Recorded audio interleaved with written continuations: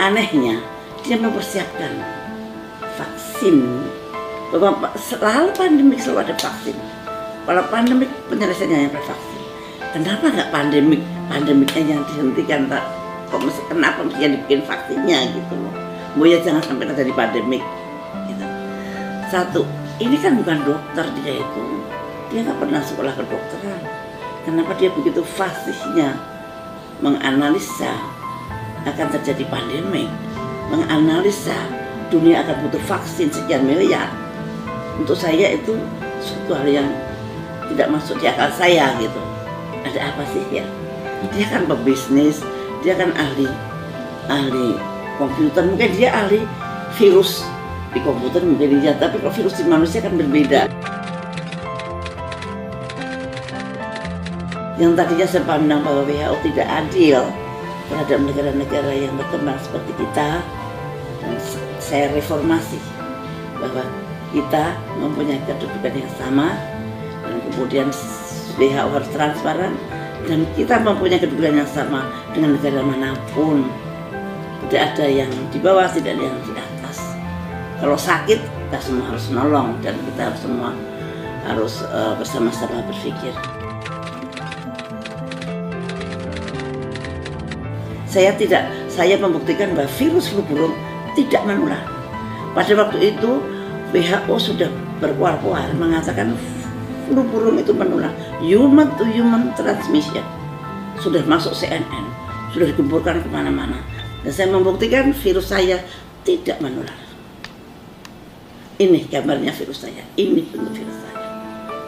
Nah itu kemudian, dan saya protes juga ke PBB, sehingga kemudian terus stop. Setelah itu stop lah.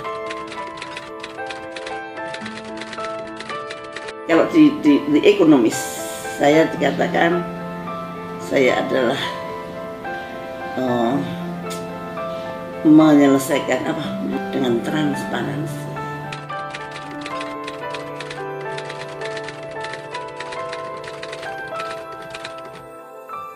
Dia merencanakan ada pandemik, kemudian saya bisa memotong, no, nggak akan ada pandemik di sini. Tidak ada human to human transmission. Pandemik itu selalu kalau ada human to human transmission. Bisnis. Kalau pandemik itu munculnya adalah bisnis vaksin atau komersialisasi vaksin, maka bisa dipastikan akan terjadi pandemik yang akan datang. Hati-hati.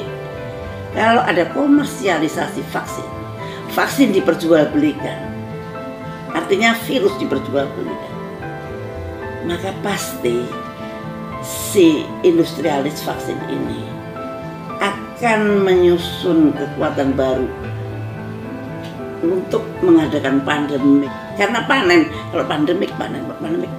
Karena nanti kan dia bikin pandemik terus.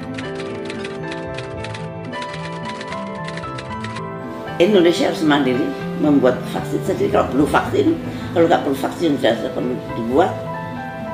Kita juga, orang Indonesia itu antibodinya tinggi pada waktu flu burung. Itu antibodi orang Indonesia itu sangat luar biasa.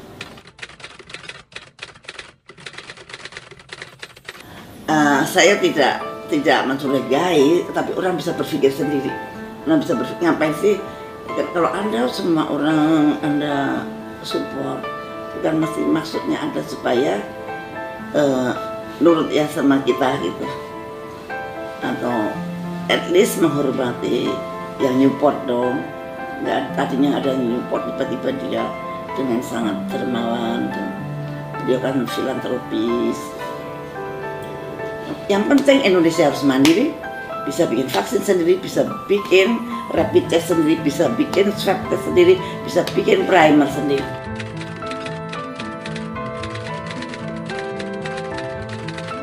Nih, pada waktu PCR itu kan ada primernya. Primer itu suatu parameter. Kalau di dalamnya ada plasmid, nanti kalau spesimen kita cocok dengan dia, nah berarti virusnya itu ada yang itu kita beli dari luar semua.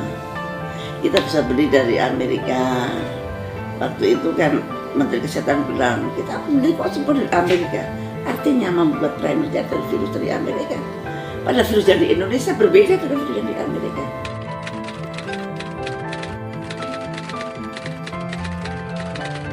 Jadi, kalau PCR kuncinya ada di primernya. Primer itu ada plasmidnya berasal dari suatu virus. Nah kalau ini made in Amerika, yang mestinya Amerika kan pakai virus Amerika juga. Mana mungkin Amerika tidak cari virus kita, sebagai virus negara tersebut. Terus dikirim ke kita untuk ngecek virus kita. Lah, virusnya kenal nggak dengan virus kita?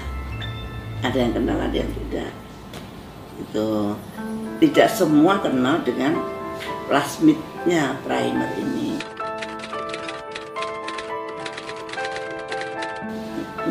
Ya kurang pas lah, kurang tepat lah. Tepatnya kalau pakai alat kita sendiri yang berbasis virus kita sendiri. Kita banyak ahli kita yang pinter-pinter. Cuman butuh political will, dana. Fokuskan sekarang dana untuk riset itu. Dan selama ini riset selalu mendapat dana yang kecil, kemudian mengharapkan bantuan dari asing. Bantuan dari asing itu menggetarkan, menggoyahkan hati dari perset-perset itu. Untuk nasionalismenya itu juga bisa bergoyang, karena mau yang perhatian malah orang asing, mengasih dana orang asing. Lama-lama dia lupa mana induknya, mana senangnya. Nah ini yang Indonesia itu riset itu masih terlalu kecil, padahal itu penting sekali.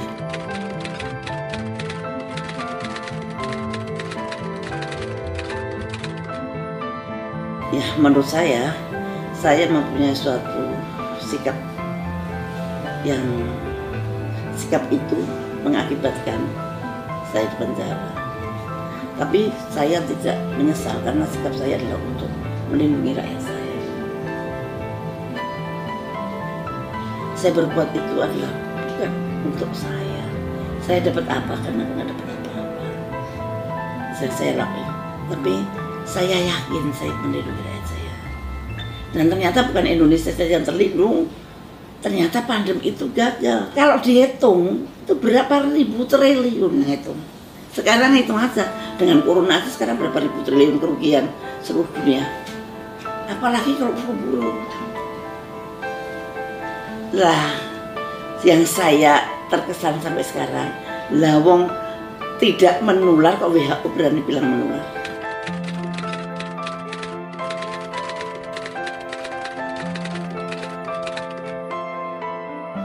Saya nggak ngomong tentang itu, yang saya omongin tentang ilmu yang orang banyak harus tahu. Jangan sampai rakyat ini nggak tahu sama sekali. Jadi saya hanya menyampaikan satu ilmu pengetahuan, dan itu menurut saya wajib. Kalau saya tahu sesuatu yang tidak baik, saya diam saja.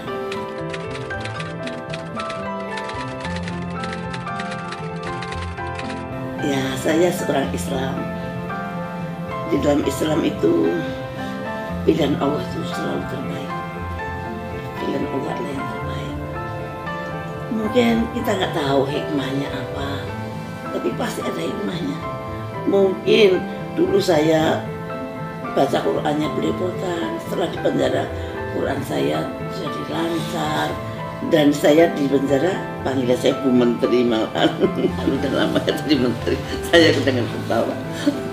Ini lucu benar. Dan saya sebagai sesepuh di situ ya, sesepuh. Jadi memang sebetulnya kebahagiaan itu ada dalam hati, bukan ada di tempat di mana Anda duduk, bukan ada di tempat Anda berdiri. Tapi kebahagiaan itu ada di dalam hati. Mau di dalam penjara pun kalau kita merasa dekat dengan Allah, merasa dekat dengan Tuhan, dan orang-orang yang kita cintai juga tetap menganggap kita seperti biasa. Tapi saya tahu musuh saya besar, jadi saya kalah. Saya bukan salah, tapi saya kalah. tapi saya pernah menang.